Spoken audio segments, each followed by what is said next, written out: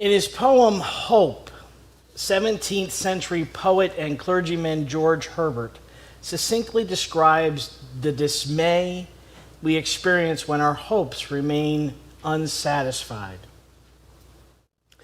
The speaker gives Hope three distinct things: his watch, his prayer book, and his tears. Hope gives the poet three things in return: an anchor, an optic or a telescope, and a few green ears of unripened grain. Here's that poem. I gave to hope a watch of mine. I gave to hope a watch of mine. I gave to hope a watch of mine, but he an anchor gave to me. Then an old prayer book I did present, and he an optic sent. With that I have a vial full of tears, but he a few green ears. Ah, loiterer, I'll no more I'll bring. I did expect a ring. Now in this poem, the speaker's gift of a watch says to Hope, time's up. I have been waiting far too long and I am running out of patience. But Hope in return gives him back an anchor, as if to say, no, be steadfast, wait just a while longer. To demonstrate how patient he's been, the speaker then says, look at my prayer book. See how faithfully I've been praying as I've waited for you to come to my aid. But Hope has one further piece of advice. It's wonderful that you've been praying. Please continue. You don't need to stop praying. You need a telescope to help you to see the long range. In a final effort to sway Hope, the speaker or the poet then brings his tears. Do you understand how much I've suffered, he says, and for how long? Can you grasp the depth of my pain and sorrow through this vial of tears? But Hope's gift of an unripened grain says, friend, the harvest has not yet come. It will when everything is ripened and ready, but it is not time yet. And so, being totally and utterly frustrated, the speaker has given up all hope. And he renames Hope loiterer, kind of saying, my expectations are dashed. You are taking too long for me. In fact, I think you're an imposter. I'm going to have to look elsewhere for relief. I thought we were bound together in an intimate relationship. I expected you to give me a ring signifying your commitment to me as a husband does to his bride. But I'm left alone at the altar. Now, this was an interpretation of that poem written by Bruce Bryant Scott. And he points out that at the end, it's not actually Hope's responsibility to give that promise. This made me think, how long? How long and how many times have we said this ourselves? Or had it said to ourselves, how long, Lord, do I need to wait? I know as a child that when I went on a long car trip, my mom and I would play a game on the rearview mirror. And she reminded me of this not long ago. I would often sit in the back seat of the car saying, okay, how long, Mommy? And she would look up at the rearview mirror and hold up her hands and say, okay, we're here. This is where we're going. This is how far we have to go. And the next time I would ask her the same question, it would be a little bit closer together. Okay, so it sounds ridiculous, but it worked. It was a great way for me to learn spatial distance. It was a great way for me to learn what it means to be patient. And sometimes it takes a while to get somewhere. And it satisfied my little brain, okay? Now, this should not surprise some of you because you all know I'm a stickler for details. And that hasn't changed much. But remembering this little game made me think about how we as humans have such a finite idea about time.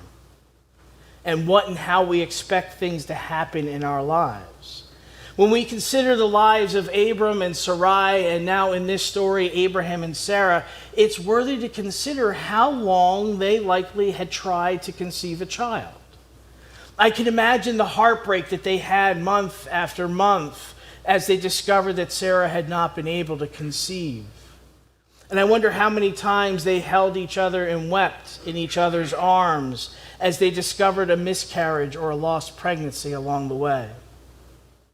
While we're not told about this, I know from working with many couples throughout the years that this is one of the most difficult things to overcome. And I cannot tell you the number of times I might have encountered it in my own life. It's at this point in their lives, though, that I can imagine that Abraham and Sarah might have gotten used to the idea that they would not have any descendants of their own, any children of their own, no one to carry on their names, their stories, and their lives. No one except their nephew, who, by the way, had lost both of his parents as well. There's a lot of grief being carried in these three individuals, and maybe that's why there's three men that approach Abraham that day at the Oaks of Mamre. Maybe God wanted to acknowledge and recognize that the three people to whom they came that day had to have their own representation. And regardless of the meaning behind the three men, what we have before us is not only a story that seems to be unrealistic, but also one filled with hope. It is a story that many of us might be able to see our own lives reflected within. It's a story in which human emotion becomes prevalent and bubbles up without much in the way of control. So I thought we would take a look at this story and maybe break it down a little bit. I mean, I've already given you a lot of the background, so let's dive in. We're told that Abraham looked up and saw three men standing nearby. When he saw them, he hurried from the entrance of his tent to meet them and bowed low to the ground. First things first that we need to bring up and dig into is this idea that in the world of Abraham and Sarah, showing proper hospitality was prime. For them, it was important to offer certain things to their guests, their visitors. They needed to provide comfort, warmth, and food. So what we hear is Abraham recognizing that these three men were important. He knew that just by looking at them. Whether that was a gut feeling or he recognized them as angels, it does not matter as much as what he does. And we are told he immediately begins providing hospitality to these three people. He showed how much he respected them by bowing low before them. In the verse after this one, we're told that he offered water to wash their feet. And as we know from other sources and from the New Testament of Christ's time, this is an important thing to do for guests and visitors. Remember, people did not have paved roads to walk on and closed shoes. If they had cobblestone streets, they were covered in dust and dirt with open shoes. Feet were dirty. So by offering to wash a guest's feet, the host would have shown respect, care, and made a very powerful statement about how they felt about the individual before them. And we're told that Abraham then offered rest and food. The guests accepted, and so Abraham goes to Sarah to have her prepare some of that food, loaves of unleavened bread.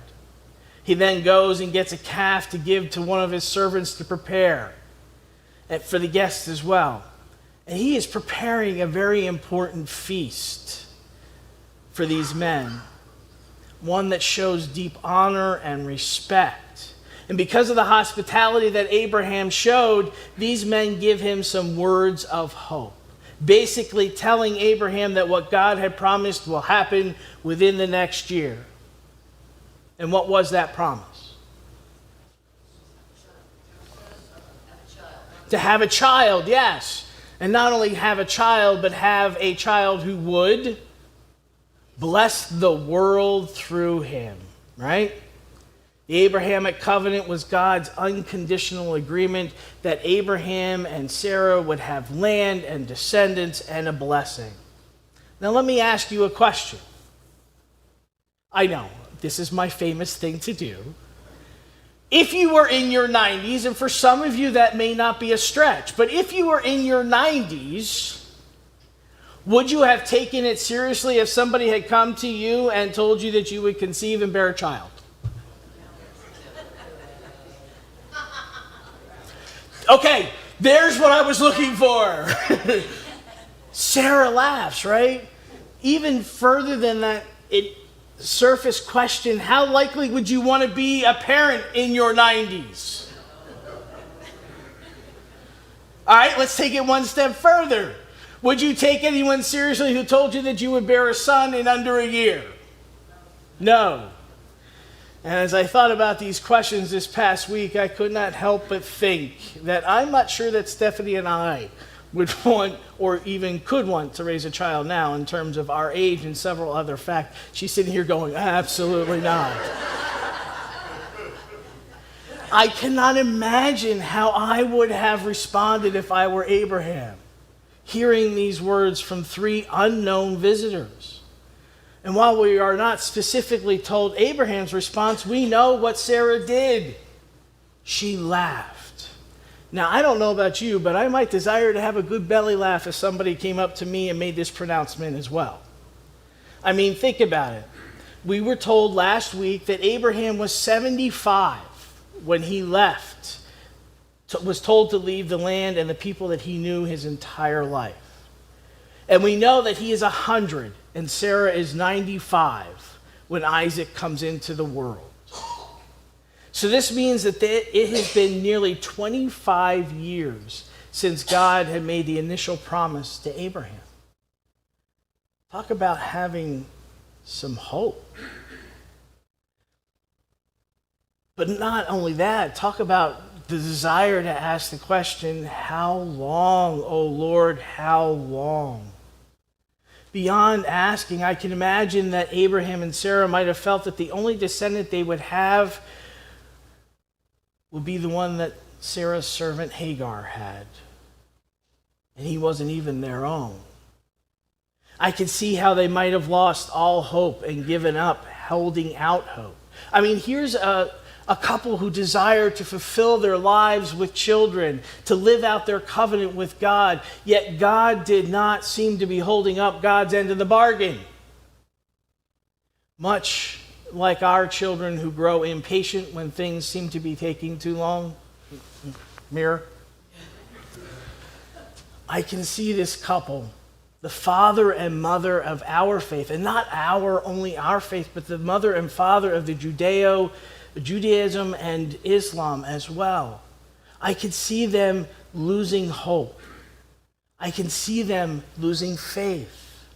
I can imagine that they would have been easy for them to give up believing and trusting God for anything. I can imagine them desiring to walk away entirely from their life with God. Yet they stand as, at least in my mind, the perfect example of what it means to never lose hope. They stand as the perfect example of what it means to believe and to trust that whatever God reveals to us will be fulfilled, no matter how long it might take. Our time is certainly not God's time. I can see them, and I do hold them as this in my life, the example of what it means to have faith.